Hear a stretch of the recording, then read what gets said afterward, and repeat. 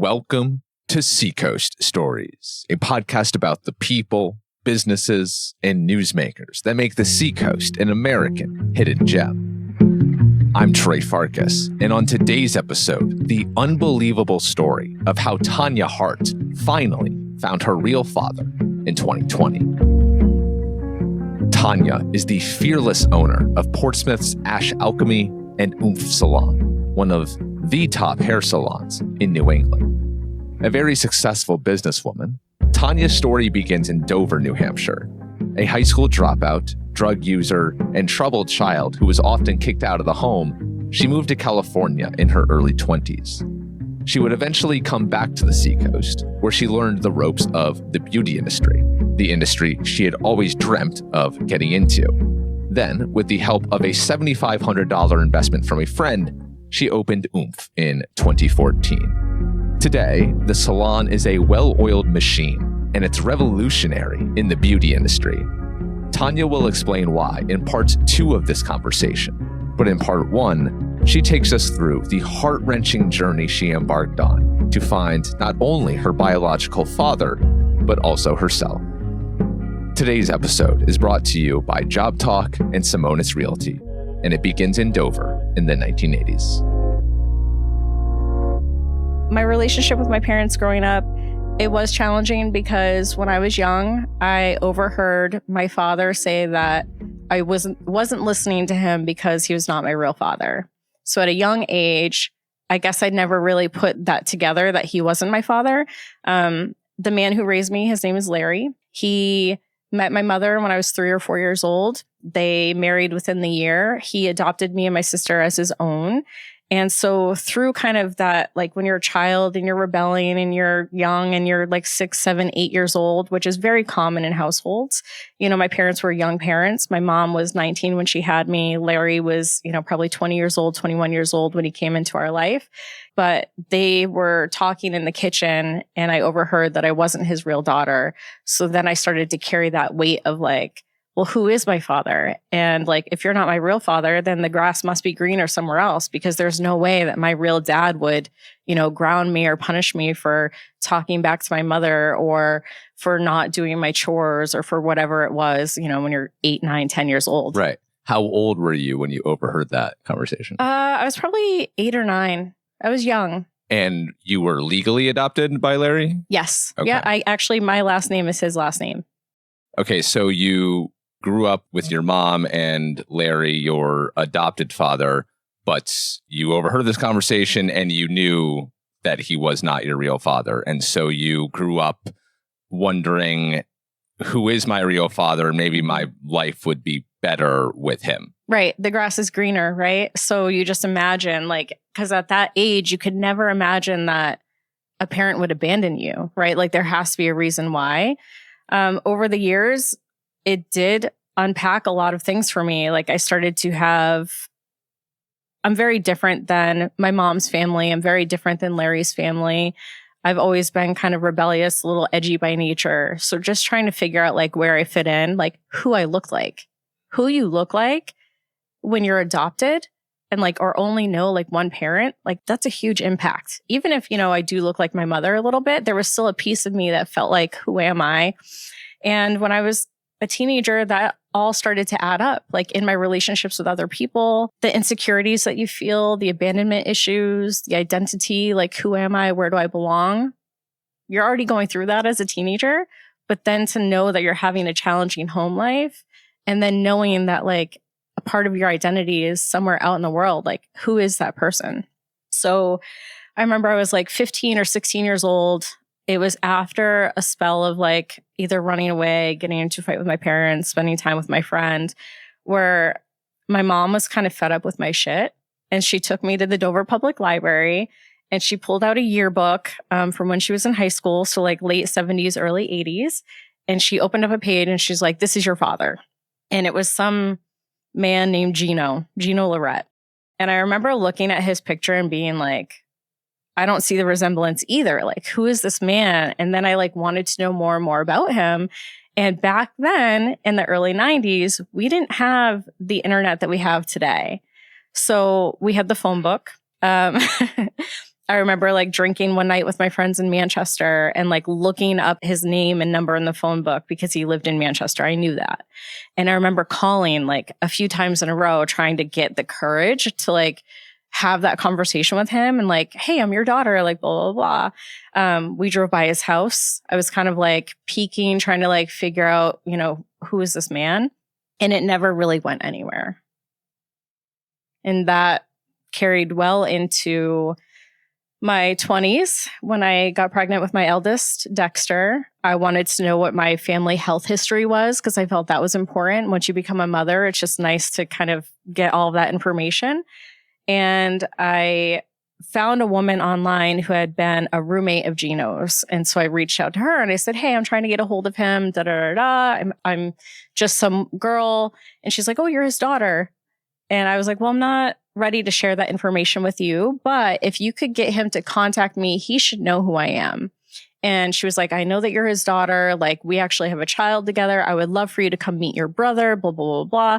Gino never got into contact with me. I decided not to bridge that gap with her because it felt very like I wasn't ready. Mentally, I wasn't ready. Something felt off about it.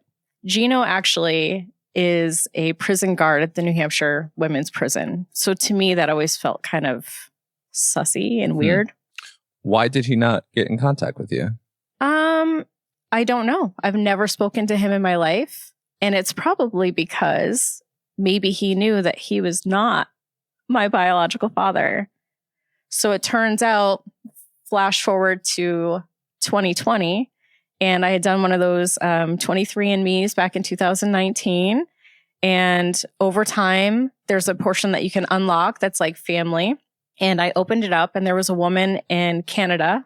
Okay, wait. So in 2020, you're late 30s at this point? I turned 40 in 2020. Okay. Yeah. So late 30s. So late 30s. Yeah, you're right.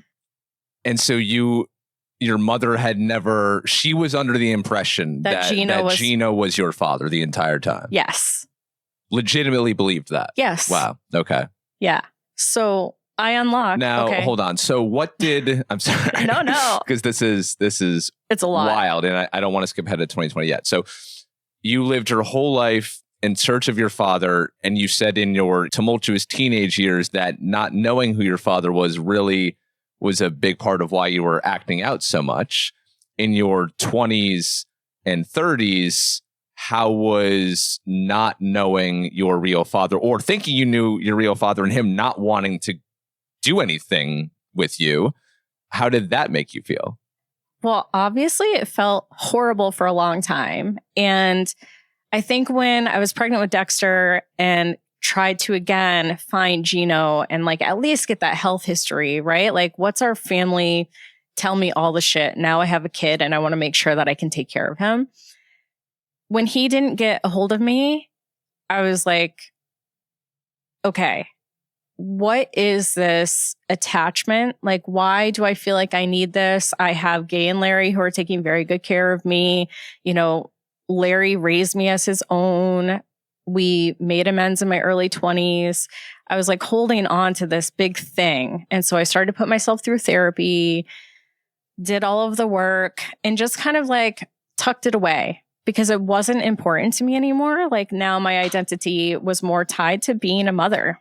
And like, that was beautiful and like really wonderful. And I didn't feel like I needed to unlock Pandora's box anymore. I felt very comfortable and happy. Okay. So you let it go and it was this searching, you just gave up. Right. Okay. Until 2020, when you decided to take a 23andMe. Right. So like the 23andMe, I also have a heart condition, have some other health stuff going on. And I was like, oh, you know what? Let me just do a 23andMe. Like, it'll be fun. Like, see what kind of traits I'm supposed to have, see what my lineage is.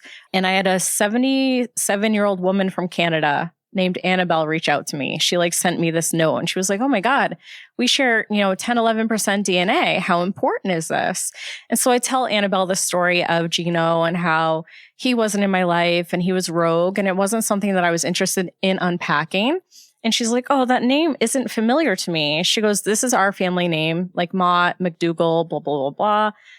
And I'm like, that doesn't sound familiar to me either. And we just kind of left it at that. Flash forward to September 1st. Wait, so this Canadian woman just randomly hit you up? Yeah, because on 23andMe, when you open up like the family tree, the family background, you can see everybody that's related to you, like how much DNA you share. Okay. And our percentage of DNA is actually quite high. Okay. So it turns out she did a 23andMe. She did a 23andMe. And found you through that. Yes. Okay. Yeah, because it notifies you when a DNA relative like signs up or unlocks the family portion. Okay. Yeah. So did you see her in yours as well? Yes. Okay. Yeah. And about like 100 million fourth cousins with like 2% DNA match or less. Wow. Like 0.004%. I should do this at some point. Maybe I'm related to famous people and I have no idea. You have no idea. You would like unlock Pandora's box. The amount of things that it has unlocked for me and the people that I've spoken to and the stories that I've heard. Really? Yeah. Interesting. Think about it. Okay. Yeah. All right. So you do the 23andMe. You're connected to Annabelle. Mm-hmm. Then what? So that was, gosh, when did we have that conversation? Probably like January, maybe even December 2019, whatever. So much time had passed. So it is a cold day, September 1st, 2020. I remember because I was having the first fire in my new home. I was sitting on my couch, having a glass of wine. My boyfriend at the time was cooking dinner. And I get an email from 23andMe.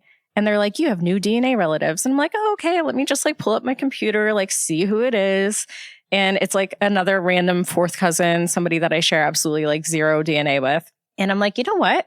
I bought my mother a 23andMe for Christmas. She hasn't done it yet. So I get on the phone, I call my mom and I'm like, hey, like, why haven't you done that 23andMe?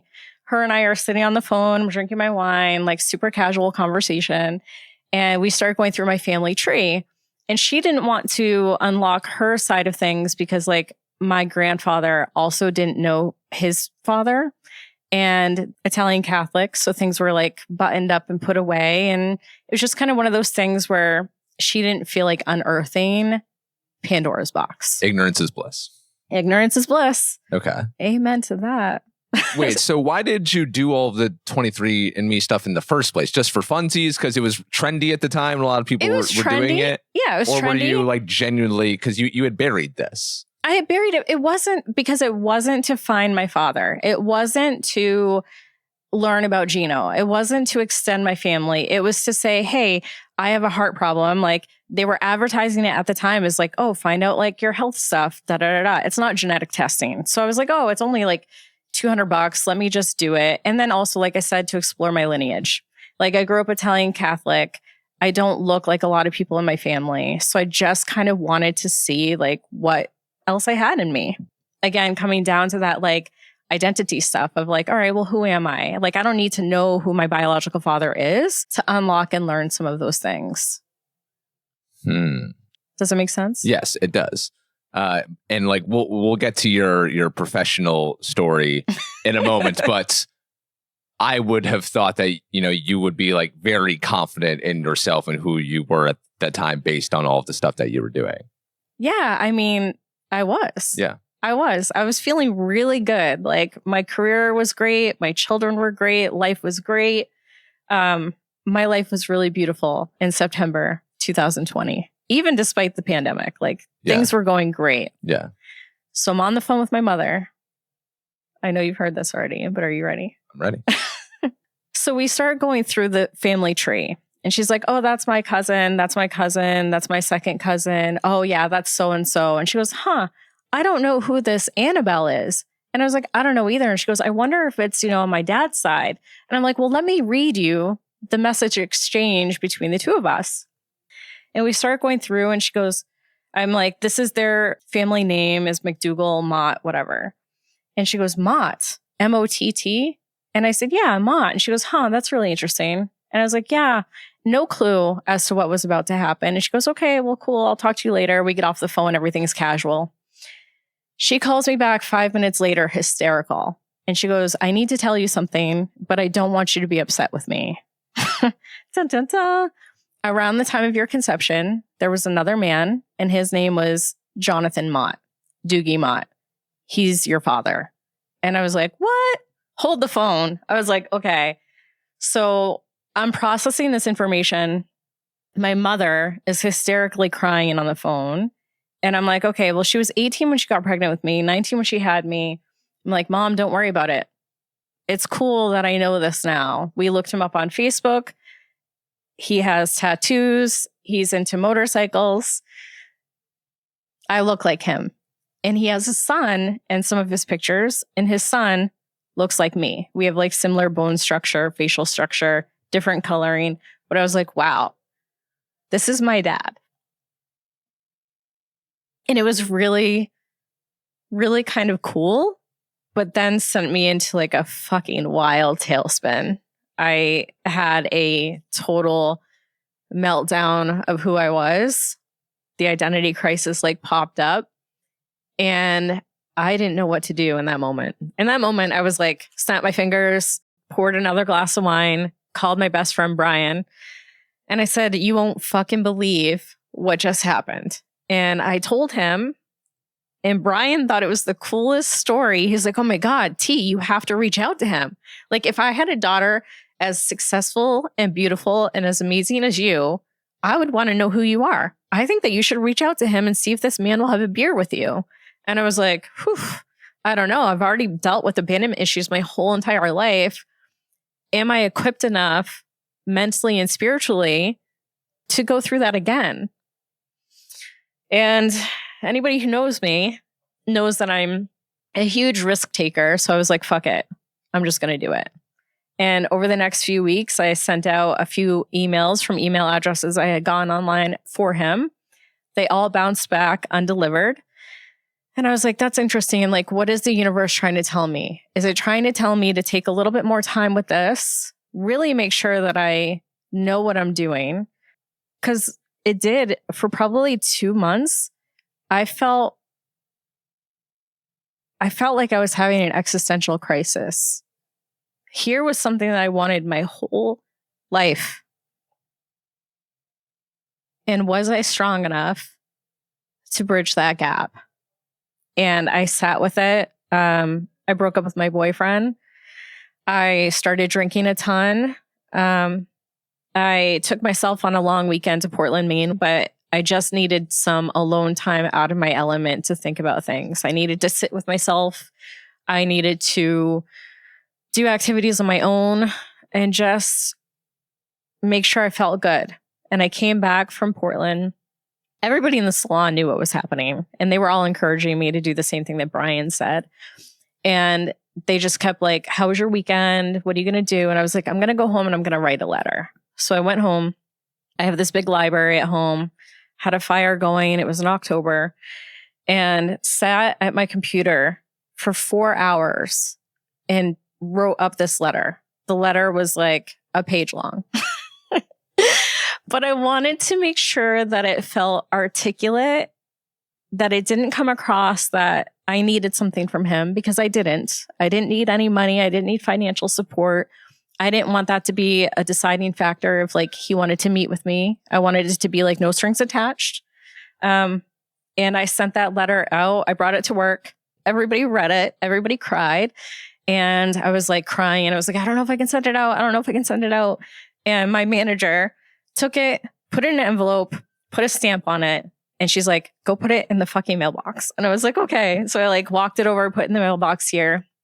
That was probably October 29th or 30th. He received it November 2nd, which was a Monday. His birthday is November 1st. And I got a call from him immediately. And then that's the start of a really beautiful story. Wow. So many questions to come off of that story. Yeah. What did the letter say?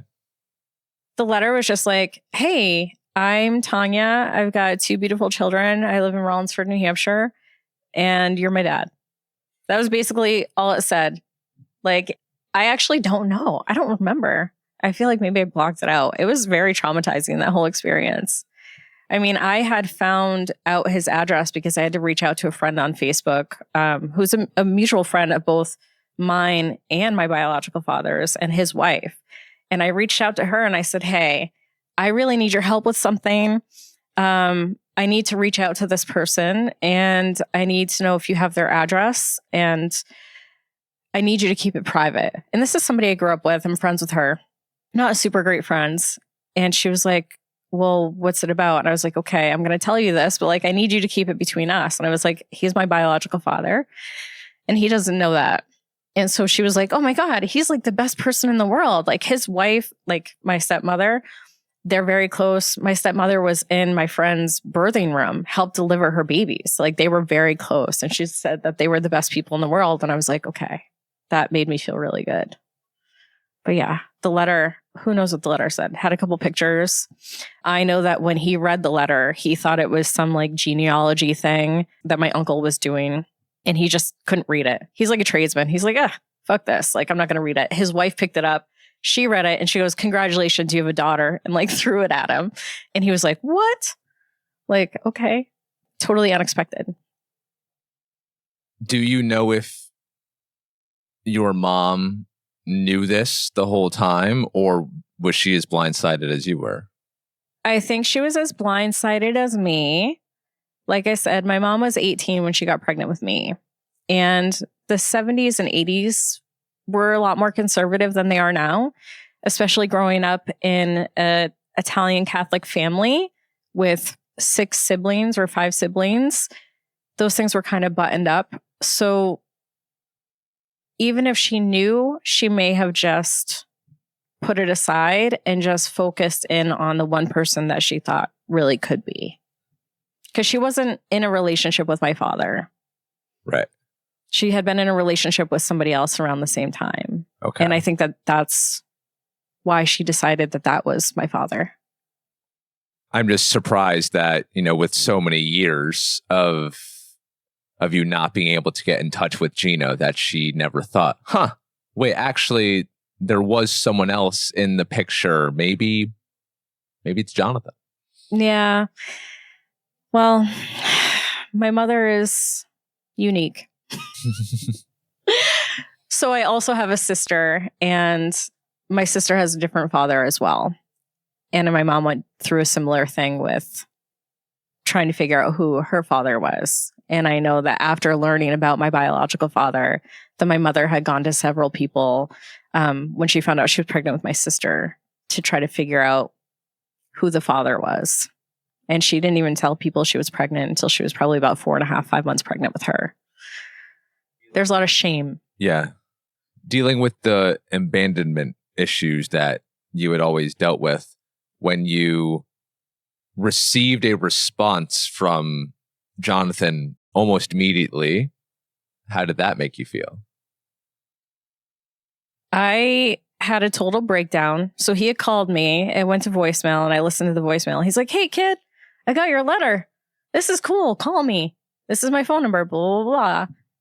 I never expected to receive that phone call for whatever reason. I was just like, I'm going to put this letter in the mail. I had never actually thought about what would happen if and when he reached out to me, because I really thought that he never would. That deep-rooted abandonment was there. So I took a Xanax. In transparency, I took a Xanax. I went and sat in my bathtub for 2 hours thinking about what I was going to say, mentally preparing myself to have the conversation. Many people do not know this about me. I'm actually quite introverted. So I was just like, how am I going to present myself to this man? Like, how awkward is it going to be? And I just called him afterwards and I said, hey, it's Tanya. And he was like, hey, what's up, kid? And we had a very casual conversation. He's like, how cool is this? And I was like, I'm so glad that you think that. I've never heard of a story of someone finding out who their real father is for the first time in their 40s. That's crazy. Like, you can't prepare for that kind of conversation. No, I don't think that you can. I think that it's one of those things that you have to leave up to the universe and just be really open to whatever happens, like wherever the chips are going to fall. And I think that a lot of people, by the time that they reach their 40s, you know, like I said, I'm happy. I was very content. I was living a beautiful life. I did not need to know who my real father was. And it was one of those things where I think a lot of people in my shoes in their 40s would just be like, whatever. Like, I don't need to do this, because they're scared, because they're not equipped to open up that door. And I don't think that I would have, except for my friend Brian pushing me to do that. You know, bringing up these points of like gassing me up a little bit. Like, you're successful, you're beautiful, you have a beautiful life. You're not asking anything from him. Like, I think that you should do it, because if anything, it could only add value to your life. And it has. So you guys hopped on the phone with each other. Yep. And then what? And so we make a plan to go on our first date. We decide to meet for a cup of coffee. I said that I would meet him at Cup of Joe. He had been trying, I will tell you, he tried to shake me down a little bit, because like that phone conversation was casual, left it very open-ended. I wasn't open to committing any more time to getting to know him or setting up a time to meet. I think I was very shocked from hearing from him. So it took a couple of weeks, and he was like, hey, just so you know, I'm here. Do you want to get together? Do you want to get together? He was very adamant about it. And I think that that kind of pushed me away a little bit for my own trauma reasons. And I finally was like, fuck it again. That's like my favorite thing. Fuck it. We're going to do it. Wait, hold on. Not to get into the trauma. Yeah. But you wrote the letter, so you wanted to get in touch with him. And then when he was adamant about wanting to see you, the exact opposite of abandonment. Yeah. Why were you hesitant? Because I've dealt with abandonment my whole life. So I was like, what? Probably in the back of my mind, it's a fear, right? Of, what am I going to do? Meet this guy. We're going to like hit it off. Everything's going to be great. And then he's going to like disappear. I also like have weird relationship with men and like abandonment issues. Like, it has affected many of my intimate relationships as well. So I didn't really have all the right tools in my toolbox to be able to deal with that. I just eventually over time, I felt like, okay, I need to do it. I just need to do it. It's going to be awkward and weird and whatever, but it's going to be whatever it is. So I just need to do it.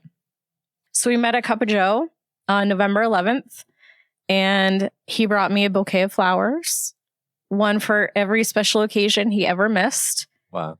And we're sitting across from each other. That's when the barriers were out on, what street is that? I should know, but I don't. I'm like, I know Penn Hallow, let's call it that. No, it's not. But we're sitting there, you know, Jersey barrier, sitting at like a picnic table, and we're talking and getting to know each other. And he just keeps looking at me, and he's like, God, you're so beautiful. Wow, you're incredible. And I'm not used to hearing this. So I'm like, okay, cool, you know. And I'm like, he gives me this bouquet of flowers, and I'm just holding back the tears. Got my walls up a little bit, but I kept looking at him too and being like, oh my God, we have the same nose. We have the same eyes. We have the same cheekbones. I was like, this is really cool. Like, where is this going to go? You know, I think I was just feeling very awkward. Yeah. Yeah. That's an awkward thing. Hey, I'm your daughter. Yeah. That's exactly what I did. I was like, hey, I'm your daughter. Wow. Like, how cool is this? He's like, it's so cool. Well, Cup of Joe needs to put this in advertisement for the Joe, place. are you listening? Yeah. Shout out to Joe Kelly. Yeah. Just had her at our live podcast. She absolutely crushed it. All right. So you meet at Cup of Joe, and what were you talking about? Just, you know, he's like, tell me about you. Tell me about the kids. And I'm like, tell me about you. You know, tell me about my brother. Tell me about your wife. And so we're just catching up on I call them little things, because in the grand scheme of missing 40 years of each other's life, those are the basics, right? So we started just talking about those little things. And yeah. What was the plan for you two moving forward? I think it was just to take it day by day. He knew that I was feeling apprehensive. I did not want to introduce my children to him right away. I wasn't sure how finding him and what that developing a relationship with him would look like and make Larry and Gay feel like, because I unpacked a lot of stuff there as well. And we just kind of gradually started getting together. So his birthday is November 1st. We met November 11th. He ended up coming to my house on November 21st, which is my birthday. It was my 40th birthday. Him and his wife came over. They brought me a bouquet of flowers. I got to meet her. They hung out for a few hours and then they left. And then we just kind of made it a practice to like get together once in a while. He is such an incredible human. And he would reach out to me every single day. Hey, just want you to know I'm thinking about you. Like, hey, I hope you had a good day. Like, good night. And just kind of allowed me the space to reach out when I was feeling comfortable. And to this day, I think I've received a text message from him almost every single night. Really? Yeah. That's amazing. When he doesn't, I actually call him. I'm like, are you okay? Like, where are you? What are you doing? He's like, oh, I just got like busy or tired, or he was like traveling or something. But in the almost 5 years that I've known him now, I've received a text message from him every single night, except for maybe like 2 or 3 nights. Wow. Yeah. What does that mean to you? The world. The fucking world. Like, he's one of my best friends now. We have so much in common. We have so much fun when we're together. In knowing him the last like almost 5 years, it has healed me in ways that therapy could never do. The work could never do. Just knowing him, knowing that side of my family, like having him in my children's life, amazing. He's a really special person. When you're at maybe a Christmas or Thanksgiving or some type of big family gathering and you see your real father in the flesh hanging out with your kids and you just have a moment to sit back and watch this happen, what is that like? It's just really cool. You know, like I said, him and I have so many similarities in that whole identity crisis of like, who am I? We have the same laugh. We think the same things are funny. It's like the apple doesn't fall far from the tree. So to see him interacting with my children, like Larry and Galen, great with my kids, right? And they are my kids' grandparents as well. They're the only grandparents my kids knew for a really long time. And now to have like JD in their life, the similarities are there. The bonds are there. Like, he spends time with them. You know, him and my son did a cross-country trip together. Wow. Yeah. You know, we bond over a love for motorcycles, tattoos, and rock and roll music. It's great. You said that knowing your father over the last 5 years has been more healing than anything. Mm-hmm. What exactly has it healed? Well, I have always, I guess, been somewhat sure of myself. But knowing an adult figure in my life who I identify with has really just solidified, like, this is who I am. I am really confident and comfortable in my own skin. I feel like I have somebody that understands me and sees me, which I don't think I've had my entire life. It's healed me in that way. It's having that kind of male figure in my life has also helped some issues that I have in like the dating world and intimacy of like that comfort and abandonment, you know, not feeling like that's going to happen, you know, that there are like solid dudes in my life that are not going to leave, that kind of thing. Well, I'm very happy for you, Tanya. Thank you. Thank you very much for sharing that wild part of the story. So vulnerable right now. That's okay. We love that. We'll get you back in your comfort zone. Let's talk business. You know what's harder than finding parking in downtown Portsmouth on a Saturday?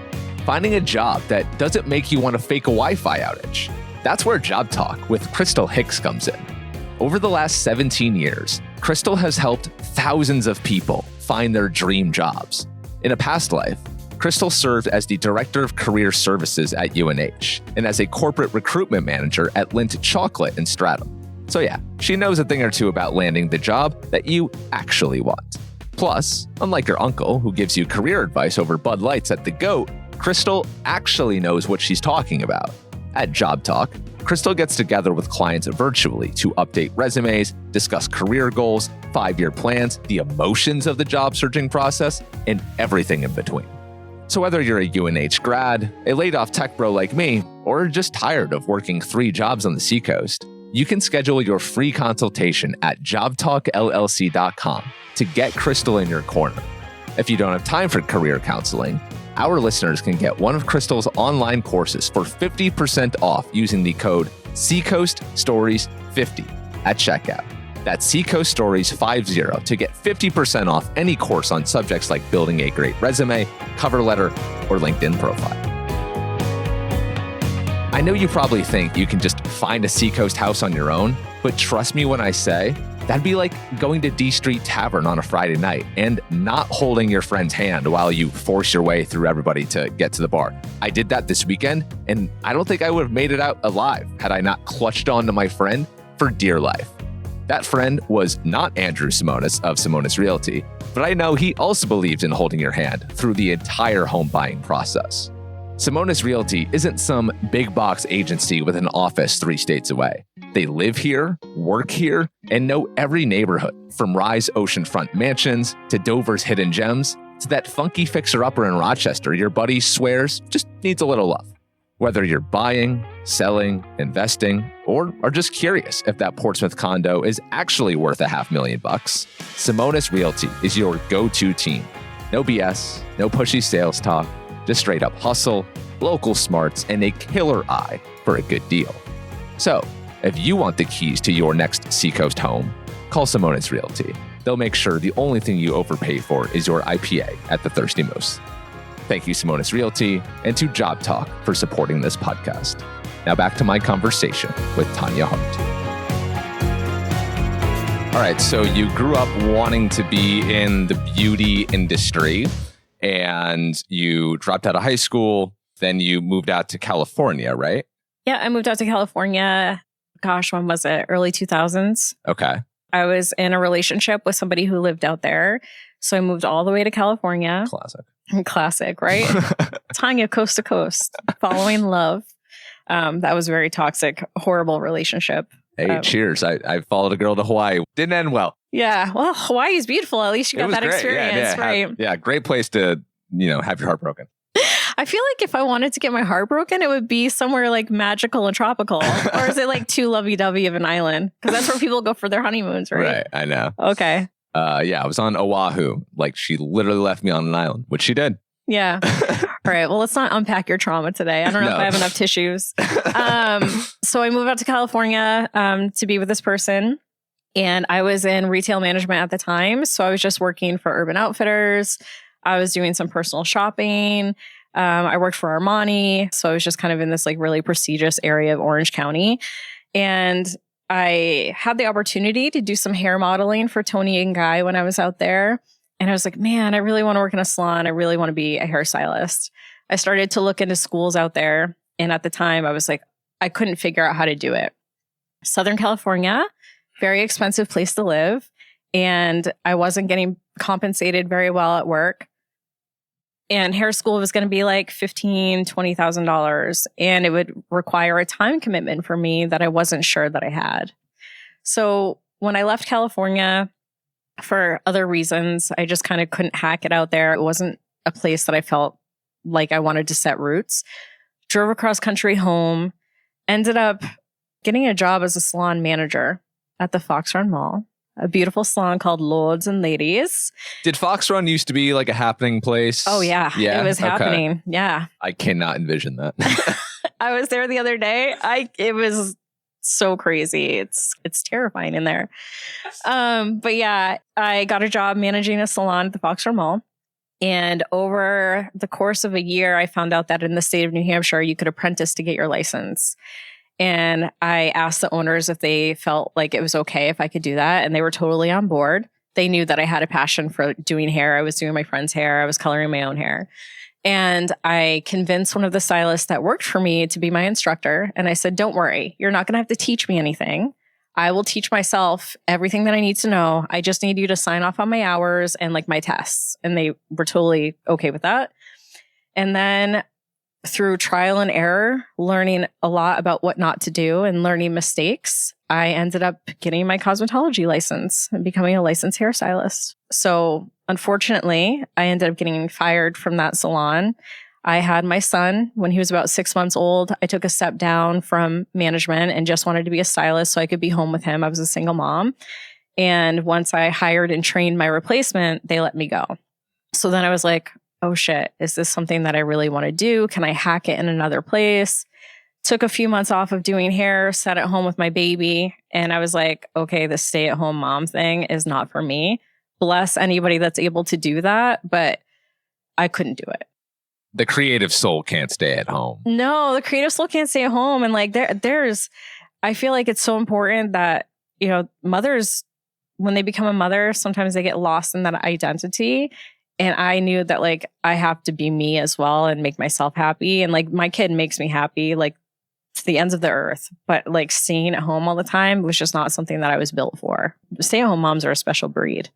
They're like amazing. I don't know how they do it. So I ended up getting a call from one of my old sales reps, and there was a hairstylist position opening at a salon that she really liked. And she was like, I think that you're a complete shoo-in. I think that you should interview with them. And I ended up interviewing with them. During my interview, I slipped on the floor and accidentally grabbed the manager's butt. Oh, no. I think that's when they hired me. So I got hired, worked for them for a couple of years, decided that I wanted to go become a booth renter. So become an independent contractor, got that experience, but I really fucked up. I went from Portsmouth to Dover. And at the time, and this still happens, people don't usually go over the General Sullivan Bridge. There's some like force field that are like, no, don't do it. Don't do it. It's so funny. But it's true, right? It's true. It's still true. Yeah. People do not go from Portsmouth to Dover. No. Dover goes to Portsmouth, but there's like something there that's like, no, don't do it. Everyone listening is nodding right Yeah. now. Yeah. So I had, most of my clientele follow me, but not everyone. And it was a very interesting realization of being an independent contractor, like being self-employed.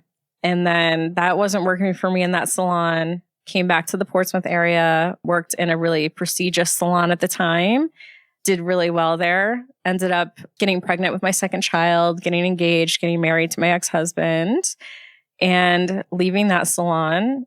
And then getting to a point where I had worked in so many salons, and a lot of them felt like they were failing. They weren't very innovative. The prestigious salon that I had been working in, I think one of the biggest red flags for me was sitting in the back room, and a sales rep had come in with a flyer for this educational event. And I was like, oh, does anybody want to go to this with me? And nobody wanted to go. And we're in an industry where things are changing all the time. And not only are things changing, but like you need to be inspired all the time, or else you just get stuck in a rut. And I asked anybody if they wanted to go. Nobody wanted to go. And I asked them, well, when was the last time you took a class? And none of them had taken a class in like 5 years. And I was like, okay. So I was in this industry that just felt like it was kind of failing. It wasn't doing well. Nobody was inspired in any of the salons that I was going to. There was a big transition from W-2 commission employee-based salons to independent salons and contractors. And I was talking to a client about it one day because I was thinking about leaving the industry. I felt stuck. I felt broke. I felt unhappy. My marriage was failing because there was a lot of stress over money.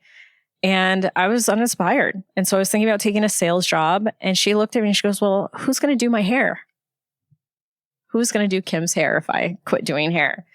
And so we talked about it. And she offered to give me a loan to help me open my own salon. And I was like, wow, I couldn't imagine somebody wanting to do that, right? And I had brunch with my girlfriends like a week or so later, and they were kind of saying the same thing of like, we always envisioned that you would have your own salon. We thought that that was part of your 3-year plan. And it was, but I think I had worked in so many salons that had failed or were failing me as a stylist and leaving me uninspired that I wasn't sure that the beauty industry was going to be sustainable enough for my life. And I probably needed to be responsible and get some kind of corporate job. I actually had started going to school for nursing. And I thought, maybe I'll just become an RN and have a very stable life, benefits, whatever. And so they kind of started talking to me about that. One of my girlfriends had her own studio, and she was like, there's a place in my building that's open. Maybe you can talk to my landlord. It's just a small space that you can just work independently. And so I met with him. It wasn't the right fit. But outside of that building, there was a space on the corner of Court Street and Fleet Street, 165. And it had these big glass windows. And I remember looking in there and being like, wow, that place looks so cool. And I couldn't stop thinking about it. And finally, one day, I just grew the balls to call the landlord. And I said, hey, what's the deal? Will you meet with me? And he met with me and he said he didn't want a salon in there. And I said, okay, but I'm not going to disappoint you. Like, you're going to love me. This is going to be great. I was like trying to convince him, but really I was like convincing myself that I could do it.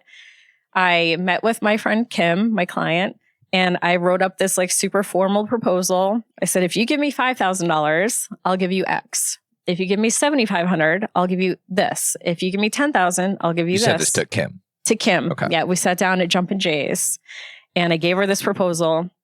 And so she offered to give me $7,500, which in the grand scheme of opening a salon is not a lot of money. But to have somebody believe in me that much, I knew that I just had to do it. Like, there was a fire in me that like I couldn't put out. I was like obsessed with it. I was thinking about it nonstop. And $7,500 basically covered my rent and security deposit. There was very little left over. So then I started to resource things on Craigslist, IKEA. I tried to do it like the most cheap way possible. And we opened in June 2014. And that was Oomph Salon. Oomph Salon. The original spot. The OG spot. 4 chairs. That's incredible. So you said the industry had been failing you. What was the vision that you had for Oomph when you opened in 2014 to address the problems that you felt the industry was facing? I just really wanted to create an environment that felt inspiring. I wanted to make sure that I was providing education for my team members. I wanted to have a place that felt lively, that everybody felt connected, that there was really like a strong and inviting culture, not just for clients, but for the people that work there as well. How was it received in its earliest days? Very well. The salon, I mean, we opened with 4 chairs. That was June 2014. So by September, I had to add 2 more chairs. We were becoming a local favorite. People used to park down there. So they would see us. We'd be in there, big glass windows. We'd be like singing, dancing. We were busy all the time. And people really loved us. And then our staff grew. And then it grew even more because I had to start doubling up on chairs because we were like running out of space. And then eventually in 2018, we moved to the West End and went from 850 square feet to 2,000 square feet. So from 4 chairs to 12. And then the following year, October 2019, we opened the 2nd floor. So then it became 4,000 square feet, 28 chairs. Wow. Full staff. And then COVID. And then COVID, where every great story starts. Yeah. Wow. Okay. So that seems like pretty much just growth-wise, arrow keeps going up and up. Mm-hmm. Wow. The arrow still goes up. We're still killing it. Hell yeah, Tanya. Yeah. Let's go. Let's go. I'm tired. So I'm so fucking tired. Feel that. Yeah. So you needed to convince the landlord that you could do this and convince yourself that you could do this. So when you saw yourself doing the damn thing, what did that feel like? It felt awesome. There was a lot of imposter syndrome along the way. There still is sometimes, like I am at my core a very humble person, very like self-reflecting. Like I said, I'm a little bit of an introvert. So I'm like always like thinking inwards. And just to see it come alive, to see my dream be supported by people, it was a really beautiful thing. And I think over time, it has given my life a lot of purpose. And I've always tried to give back the same thing. Like there was many opportunities presented to me in my life by people who believed in me. And I felt like I needed to be able to give that back to people, which is why I call myself a creator of opportunities, because people paved the way for me. And I wanted to make sure that everybody that came to work for me had that same opportunity, like seeing the gifts that my team has and making sure that I'm like helping fuel and feed them so that they can live their best life as well.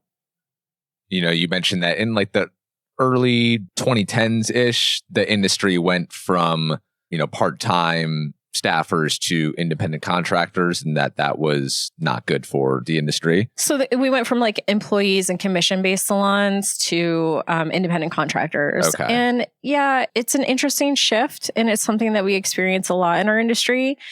You don't have a strong business culture environment when you have people that are independent contractors because they're all kind of doing their own thing. Right. They don't feel a part of something. Right. So it's different when you have something that's like W-2.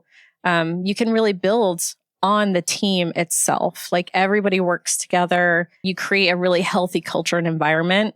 I know that over the years, even since 2014, probably like 2018, we started to see a lot of like hybrid salons opening. So salons that were a mix of independent contractors and W-2.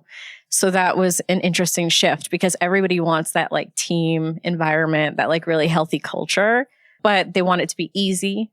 And having employees, W-2 is not easy. Like you have to be able to have the right things in place to help them build and grow.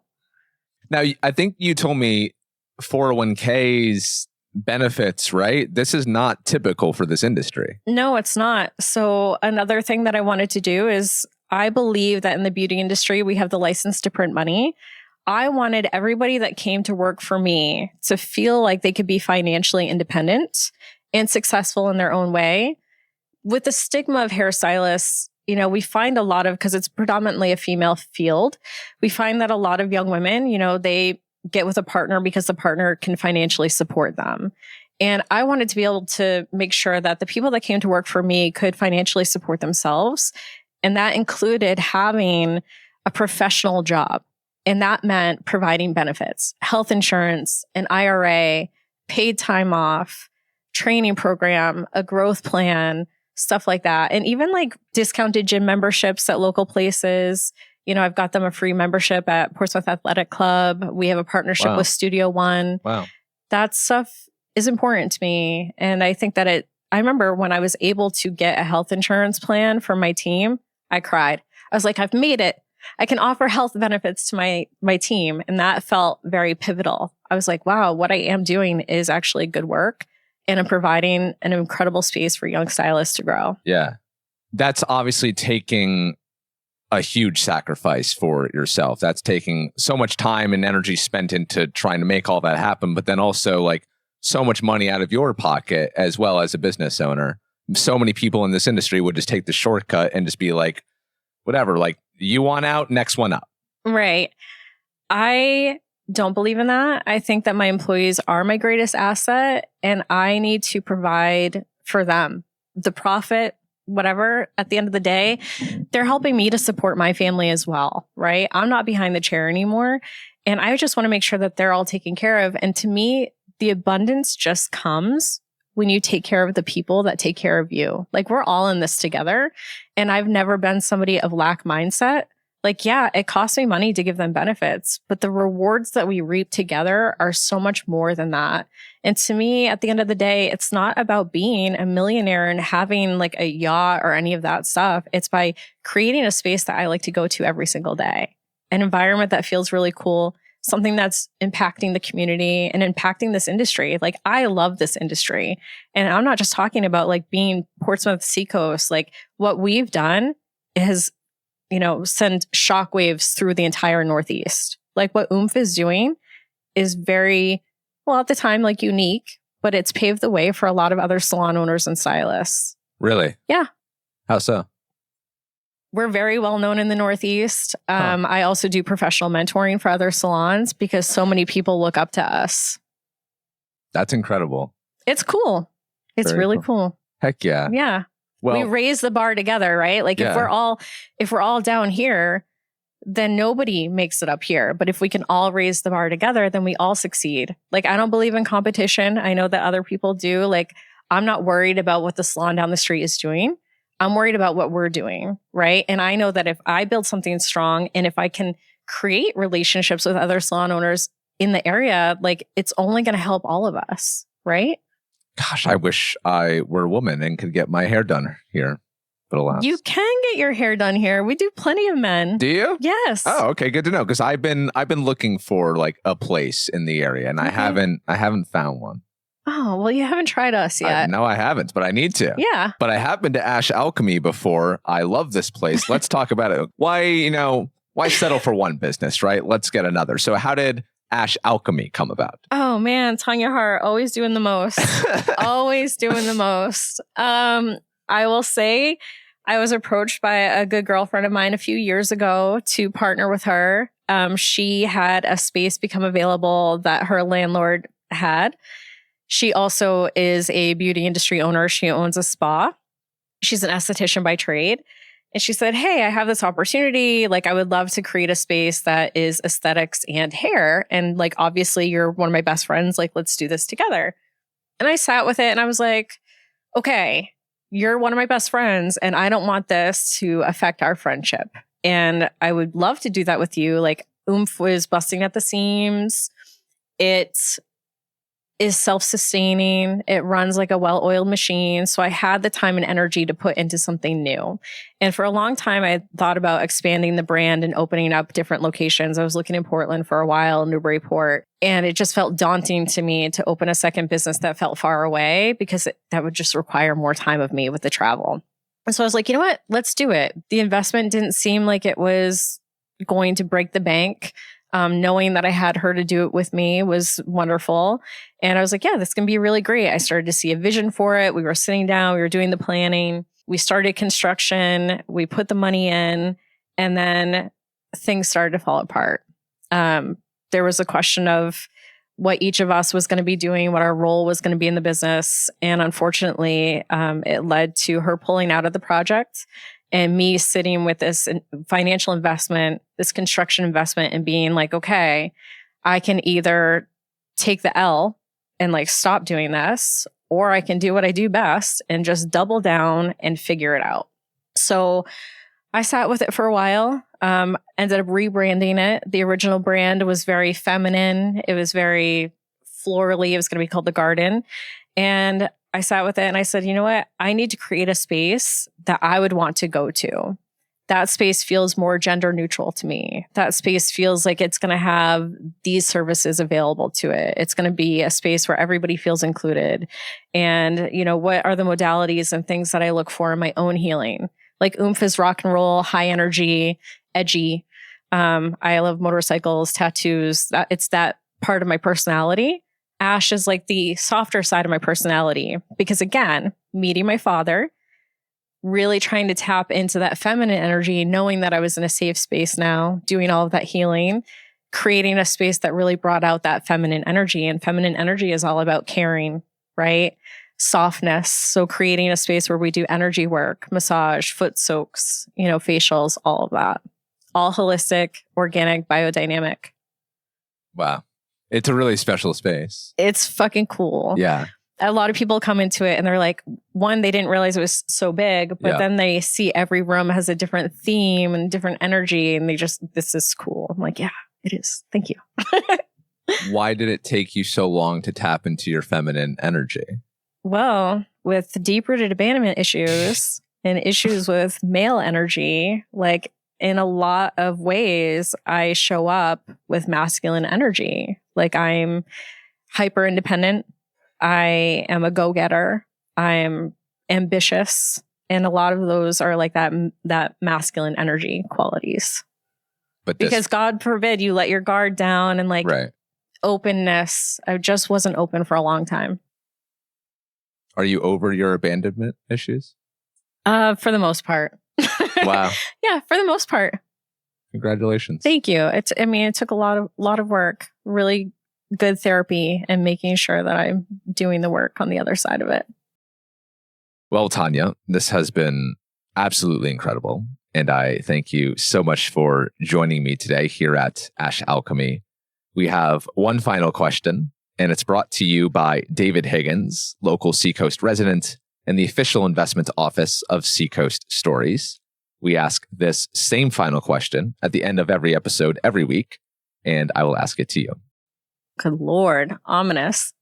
Tanya, if you were to leave this earth tomorrow, what would you hope people remember about you?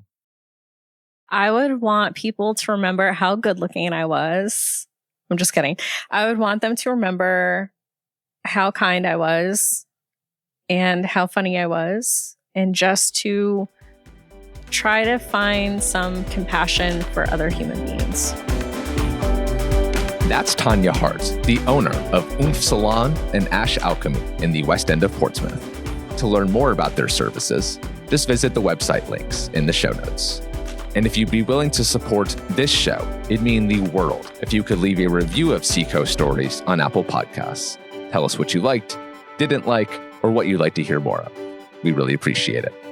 That's all for today. But if you see me around town this week, perhaps at Flamingo's Coffee Bar, Stoneface Brewing, or at Prescott Park, please stop me and say hi. I would love to hear your story. Until next time, everybody, have a great week. Live free or die.